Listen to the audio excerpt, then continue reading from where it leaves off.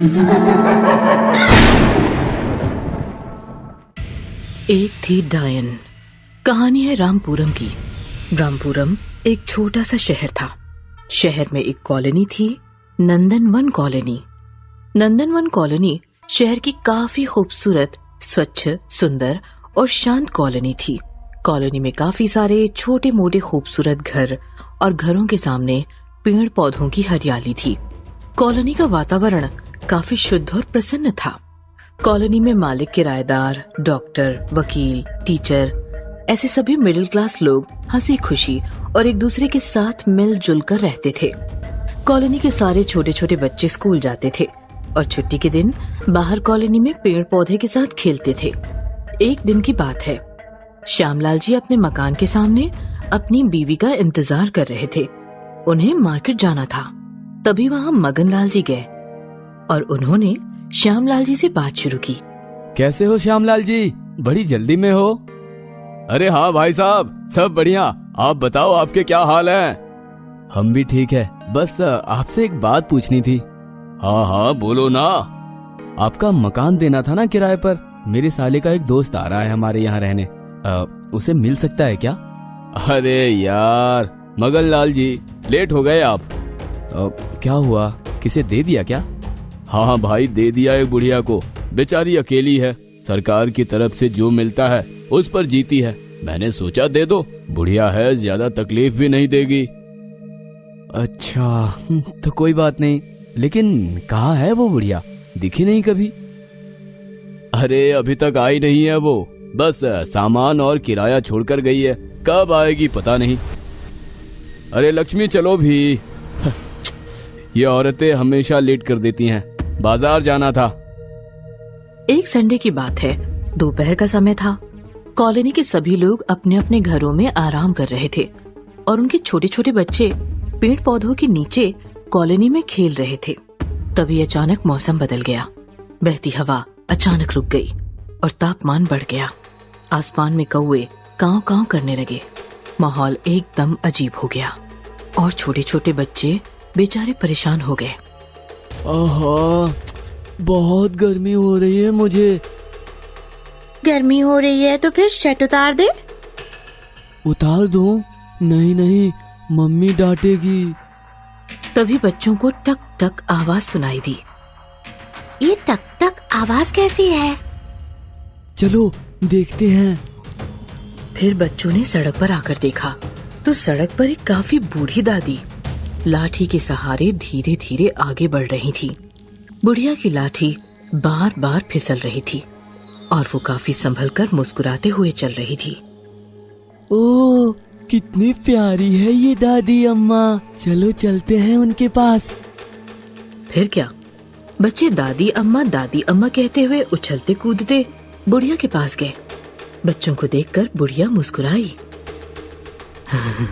अरे यहाँ तो बड़े ही बच्चे हैं, बहुत मजा आने वाला है। आप अब यहीं रहने वाली हो? हाँ, मैं यही रहने वाली हूँ। तुम लोगों को परेशान करने वाली हूँ बहुत। बुढ़िया की बातें सुनकर बच्चे हंसने लगे। मुझे उस सामने वाले श्याम जी के मकान में जाना है। चलो हम छोड़ देते हैं आपको। चिंटू ने बुढ़िया की लाठी ले ली और उसका हाथ पकड़कर बुढ़िया को सहारा दी। बाकी बच्चे भी बुढ़िया के पीछे पीछे चलने लगे।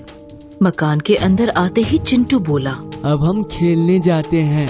तभी अचानक बुढ़िया जोर जोर से अजीब आवाज में हंसने लगी।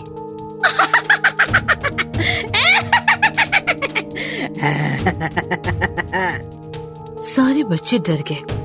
हंसते हंसते बुढ़िया अचानक भयानक डायन बन गई। ना छोड़ूंगी, किसी को ना छोड़ूंगी।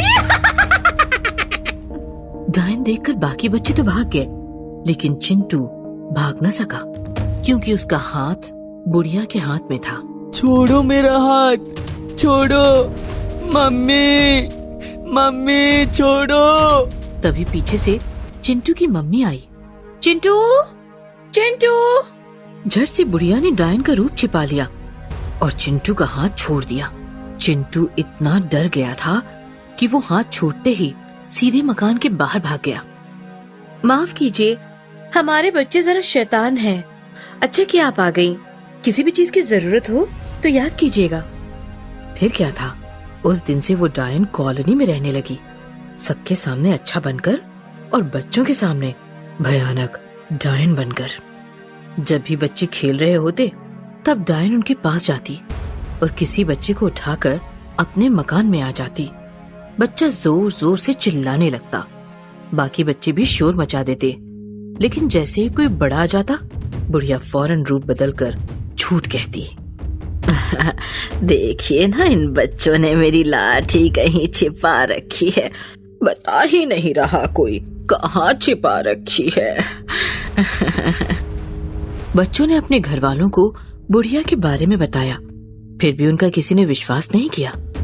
और एक दिन जो होना था वही हुआ। अचानक चिंटू कहीं गायब हो गया।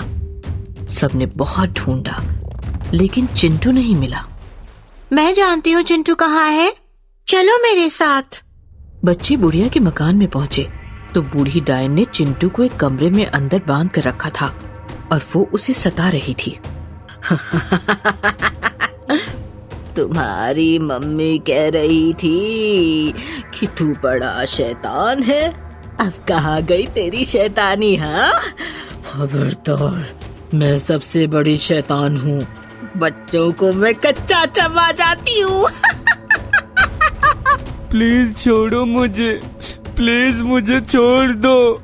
बच्चों ने चिंटू की हालत देखी तो उन्हें काफी बुरा लगा। चलो मम्मी पापा को बताते हैं। नहीं, वो आएंगे तो डायन फिर से कुछ न कुछ झूठ बोलकर बच जाएगी। तो फिर अब क्या करें? चिंकी ने मोबाइल निकाला और डायन का वीडियो बनाया। फिर चिंकी ने वो वीडियो कॉलोनी के ग्रुप में पोस्ट किया। वीडियो देखकर कॉलोनी के सभी लोग उस मकान में पहुंचे और उन्होंने डायन के चंगुल से चिंटू को बचा लिया। अब रूप बदलने की कोई जरूरत नहीं है डायन, तुम्हारा असली रूप हम सबके सामने आ चुका है। हमने बच्चों पर पहले भरोसा नहीं किया, लेकिन भला हो इस मोबाइल का, मारो इसे। फिर कॉलोनी की सारी औरतों ने मिलकर डायन की अच्छी खासी धुलाई की। मार खाने के बाद बूढ़ी डायन कॉलोनी से हमेशा हमेशा के लिए भाग गई।